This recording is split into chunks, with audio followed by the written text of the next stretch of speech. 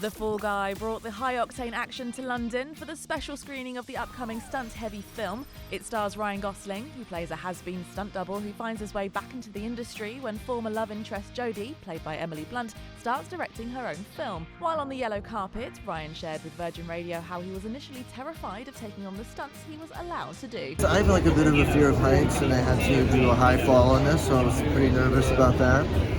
But it's nothing in compared to what they do every day. And it is called The Fall Guy, so I understood that there'd probably be a fall involved, but yeah, I was a little nervous about that. I tried not to do any of them, but I did a couple. They dropped me off of a 12-story building and then dragged me across the Sydney Harbor Bridge. But the very cool stuff was done by our stunt team.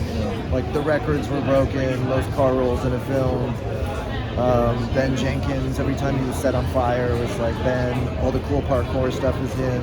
Anyways, it took a big team to do to make one Fall Guy. Meanwhile, co-star Emily Blunt threw her support behind stunt workers who risk everything to bring the biggest and best action scenes to the big screen. And they're tough. Like, these things are designed for weeks. Like all the scenes in Fall Guy, James Bond, Mission Impossible, they are crafted and they should be recognised just as production design actors. Anyone who would recognise them saying yes. So we're sort of trying to flip the script on stunt performers living in the shadows. It's something co-star Winston Duke was also very much in favour of. When asked what kind of recognition he believes stunt doubles should get, the Marvel actor admitted the Oscars should be a starting point. Absolutely. I think it's really to finally have a vehicle as a vehicle to champion the discussion around their inclusion and them being properly represented at the Oscars. Right? Every other creative and generative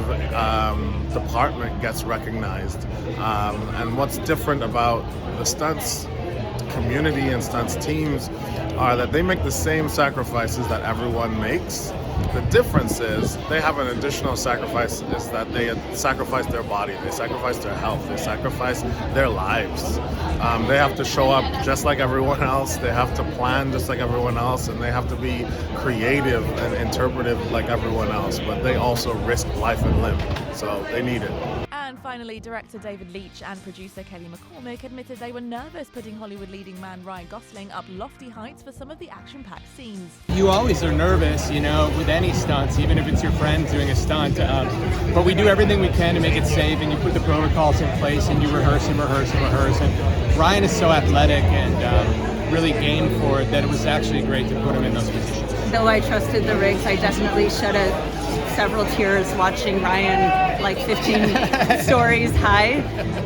Knowing that he had done the work and knowing the team was really safe, it's still like an amazing and beautiful thing that he trusted the teams and he was willing to do that, because that's really scary. For more red carpet news and entertainment stories, head on over to virginradio.co.uk.